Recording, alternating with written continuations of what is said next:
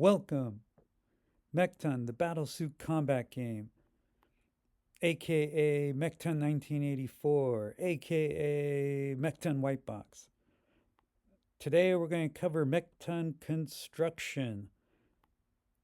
I'm guessing it could take up to 30 minutes.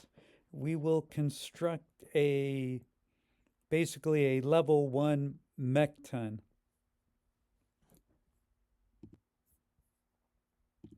Here we see the MEKTON combat sheet, and I already filled in some info for the pilot that we created the other day. So we see that they have MCS1, PCS4, BRV2, CLV1, Tech4, REP1. Now there's really not a place for a name unless you use this last line here.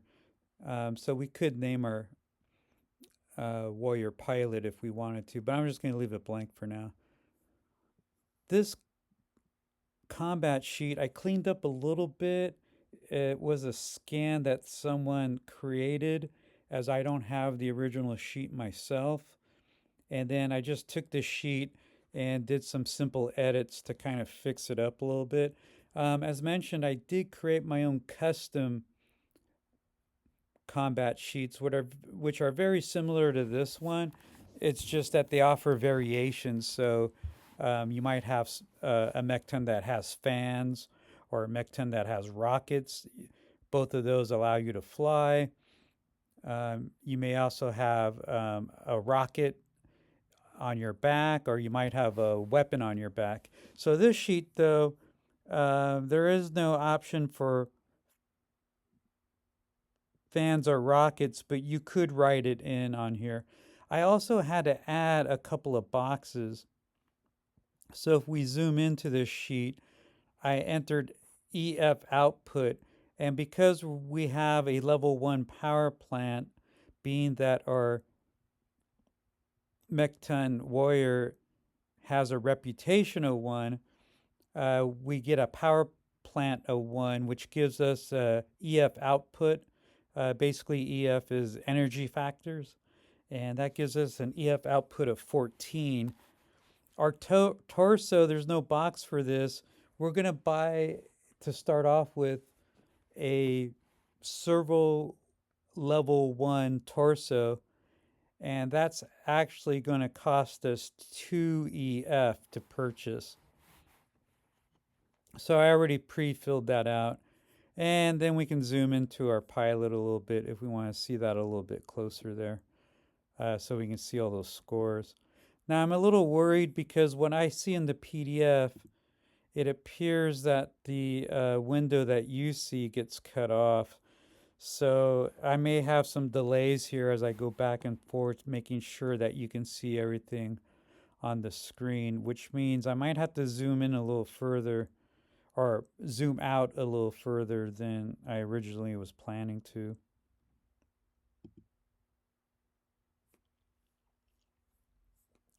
So let's go back and look at some of these things. We see a bunch of arrows here, and what the arrows represent is they point you to various things. So for instance, our warrior pilot here points over to pilot, and what that is we're basically going to fill in the damage value for our pilot, which is 10. So we'll put that in there. These other things are if you have a weapon that's mounted on your head, the damage value for the weapon would go into this box.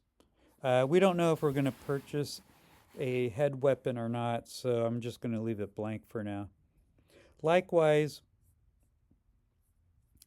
there's a weapon here with an arrow that points to the back of the torso, and if we did mount the weapon back here, we would enter the damage value here. It's also possible you might have a rocket pack on your back instead. Now these two weapons point to the weapons on either arm that you can have. Also, you could have a shield on either arm. Now it'd be kind of odd to have a shield on both, but you could. and then you enter the damage value for your shield there.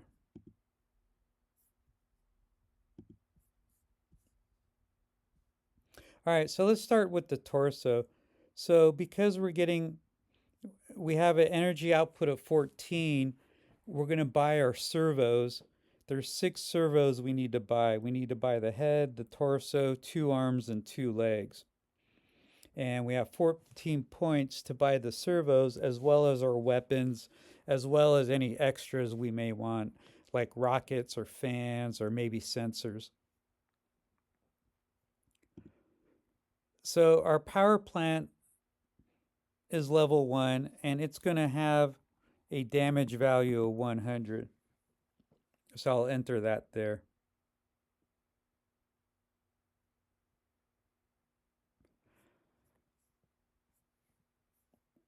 Our torso that we just purchased is going to have 200 points of damage value, and we're just going to divide it evenly between the front and the back.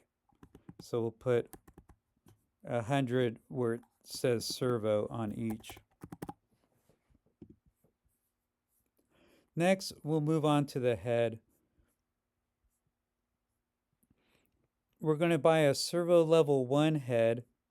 Now they got a nice little spot here, unlike down here where I had to actually create my own spot. They have an EFUs. So really this is EF2, that's EFUs to purchase the servo. So EF, we're going to buy a servo level 1 head will cost 1 EF.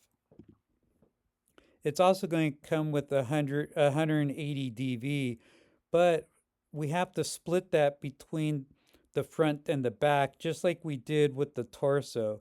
So the torso is split. It had 200, but we had to divide it. So we put 100 on the chest side and 100 on the back side. So for the head, we're going to do the same. And if we look at these arrows, as we take damage, the damage on the front will come in as it shows here from the left. So if you have a weapon, your weapon takes damage first on the front of your head, then your armor will take damage, then the front servo would take damage. In our case, we have 180 points. We're just going to put 90. We'll divide it by 2.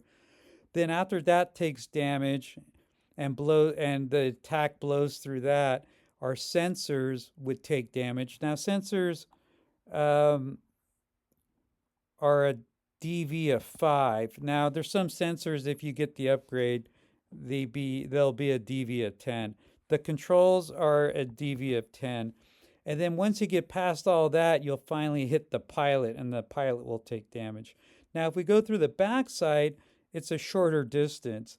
We have to get past the armor and then past the back servo, as they call it here, which is the back of the head. Again, we're going to put 90 there. So if we can zoom out, hopefully we can see this properly. We can see the weapon, the armor, the servo, the sensors, the controls, then the pilot. So that's going from the front of the head to the middle where your pilot's sitting. Or if we go the other route from the right side, we would hit the armor, then the servo, and then the pilot.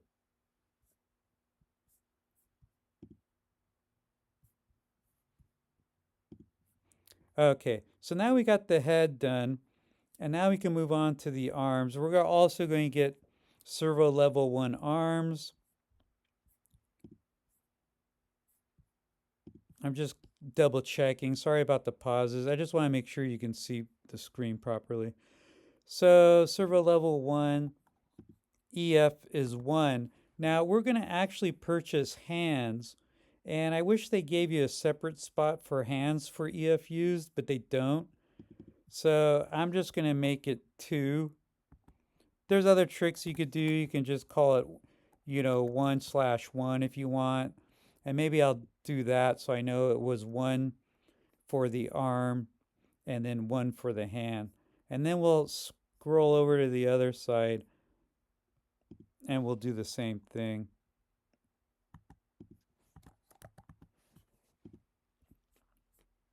And then as far as the arms go, the servo, when they talk servo here, they want the DV for that.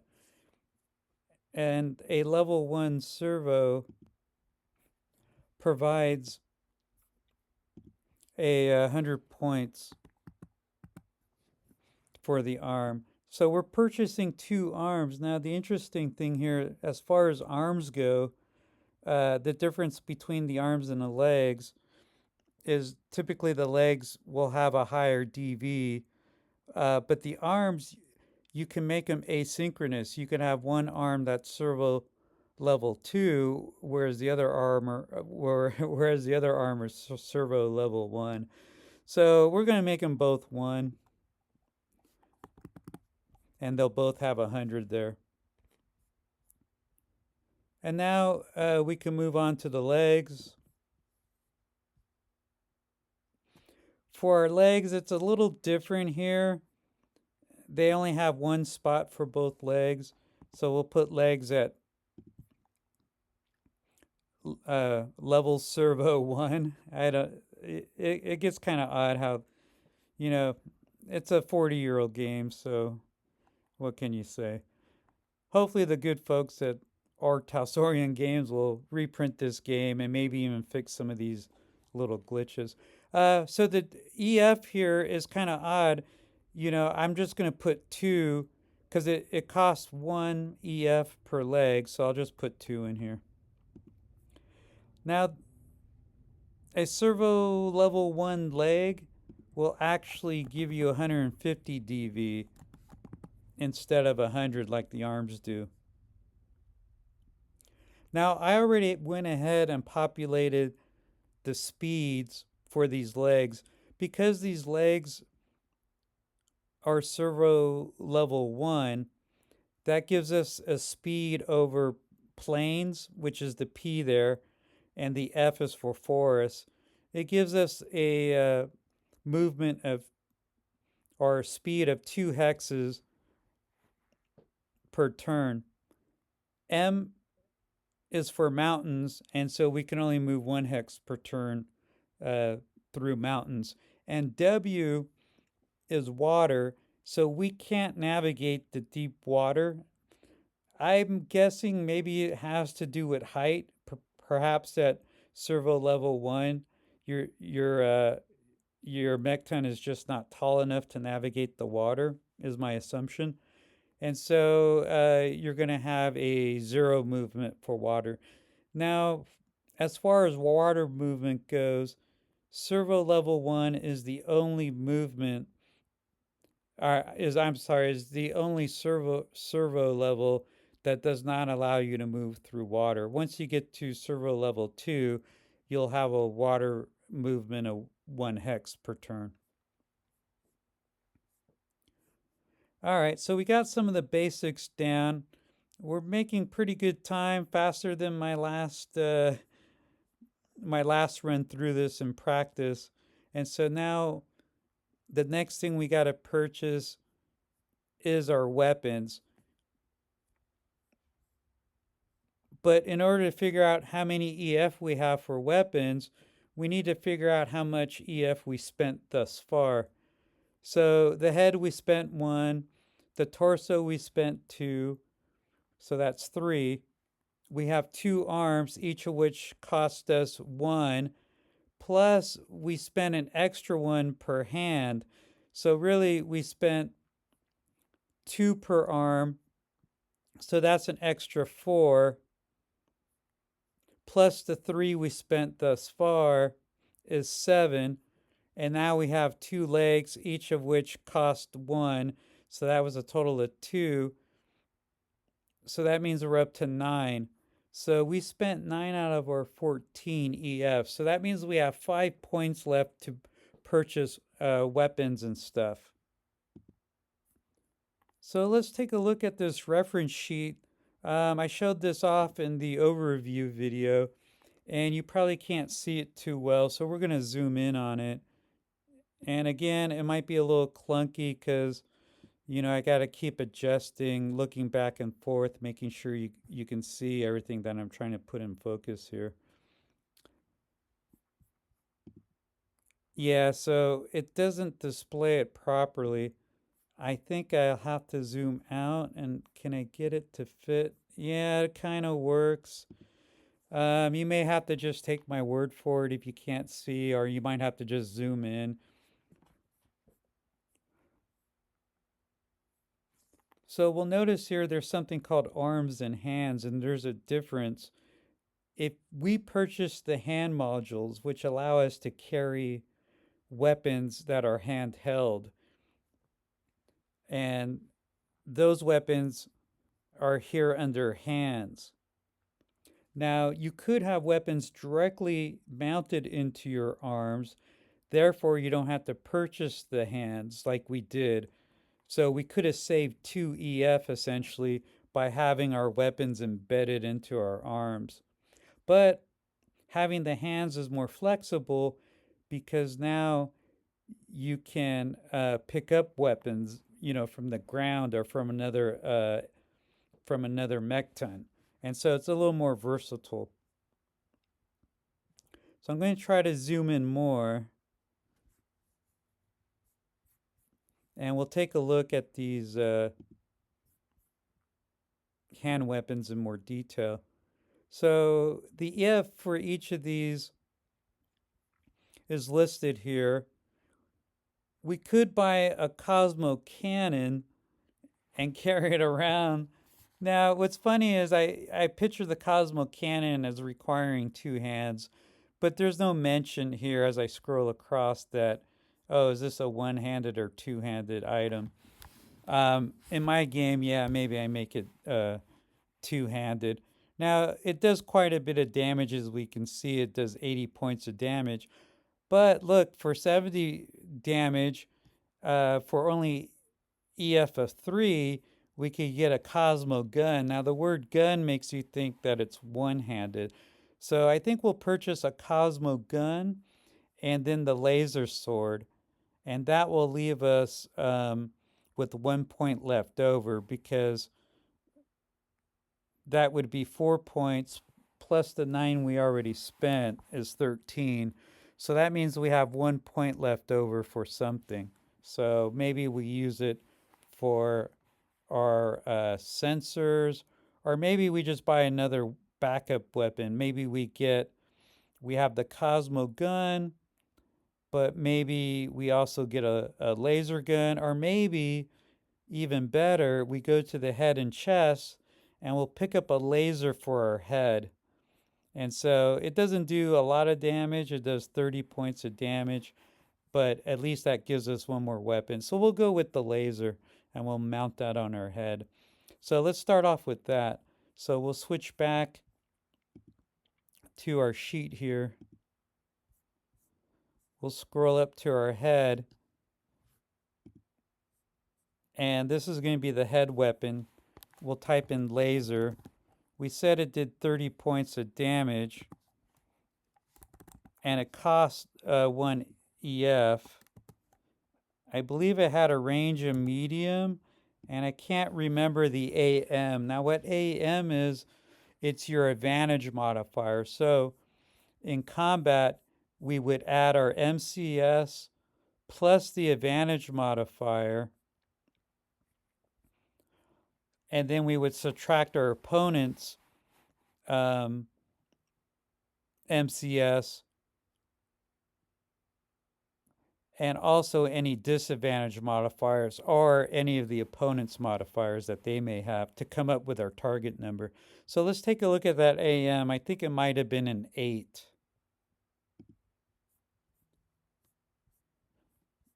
Yeah, it was an 8. So let's go ahead and put that in. All right, so, and that cost us 1 EF. Now, we said we also had a laser gun, or actually the Cosmo gun, I should say. So let's go back and look at the Cosmo gun and see what that does. The EF is 3, damage is 70, medium range, AM is 8.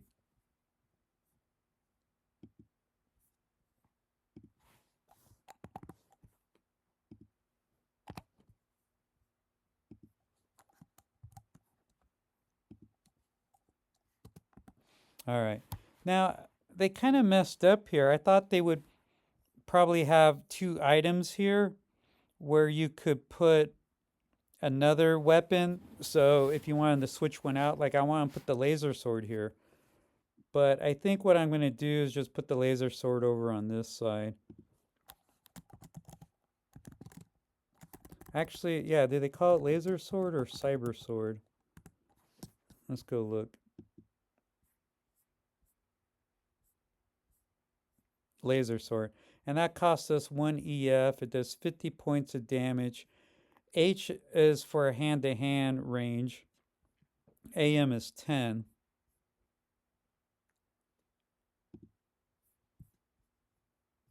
Let's zoom in here.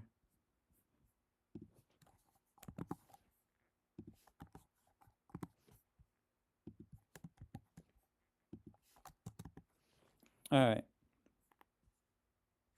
Now, a shield doesn't cost anything, so I'm going to get a shield.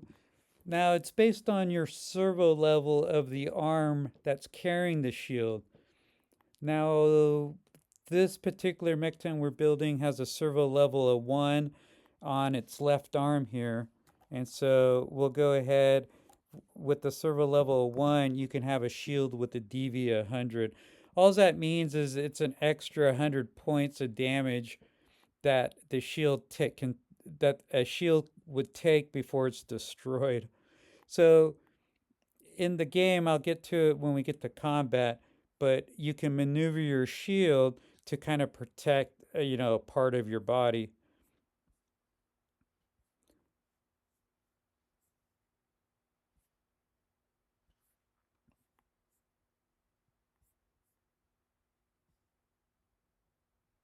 Now, we don't have any chest weapons, so I'm going to put NA here.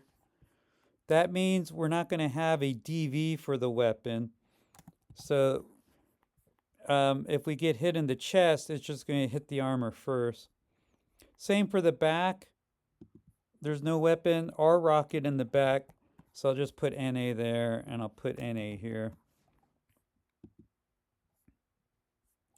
So now what we have left is armor, and armor is basically calculated by your servo levels. So you're going to add up all your servo levels for your locations, for your 6 locations, to come up with how much armor you have. So we have 6 locations. All our servo levels are 1. So basically, if we add them all up, it's 6. We take 6, we times it by 100 points of armor. So that means we have 600 points of armor. However, we actually have 8 locations because we got to remember the head has 2 locations, front and back, and the torso has 2 locations, front and back. Therefore, we have to armor both sides. If we want, you could leave one side unarmored if you wanted to. So I'm going to go ahead and armor these up. I want 100 points on the front of my chest and 100 on the back. So that's going to give me 400 points left over. I'm also going to put 50 points for the head on the front and 50 points on the back just to make it symmetrical. My arms will also be 50 points. And then that will leave me with 100 points each for my legs. And so we got 200 points for the legs, 100 points for the arms, that's 300. We spent 200 points on the torso altogether, so that's 500. And then we spent 50 and 50 is another 100, so that's 600 points. So other than naming this, we give it a model number. Let's say it's 001, and model type. You can give it a name like Striker or whatever you want to call it. Oh, I forgot to mention that. Maybe I'll zoom in. Because we have a weapon here on our head, we have to put the DV value in there. And for the head and chest weapons, it's 100. For a back weapon, it's 150. So let me make sure. Yep, I got that there. The other thing I missed was the shield. We don't have one, so let me put NA for the shield. The other thing I wanted to mention is that in the game, weapons that are part of your arm, so if you don't have hands and let's say you have a drill built into your arm, the drill is destroyed when the arm is destroyed, so they all kind of count together. Now, as far as a handheld weapon, I think if I remember correctly in the rules, I know for sure they don't give it a DV value, although you could if you wanted to modify the rules. But they simply say that you destroy the arm and the weapon survives. I think it's kind of like that, although they may not specifically say that. But it's something to the effect where they just don't track the DV for the handheld weapons. The other thing is, let me see if I can get the finished character sheet up here on the screen.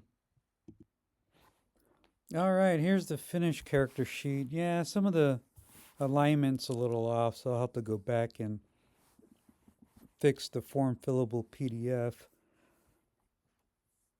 Now, for my campaign, I would probably only use level 1, 2, and 3 servos for the main forces.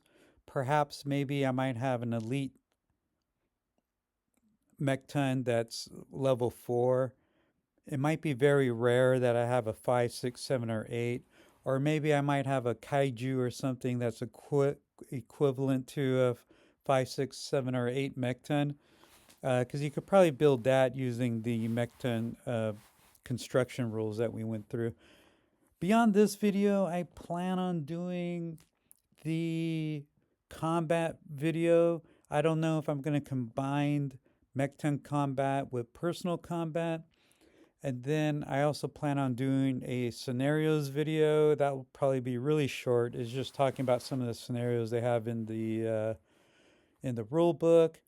And then also I want to do an actual play where I pit two forces against each other. I'll have the Kargan Empire as well as the Lauren forces.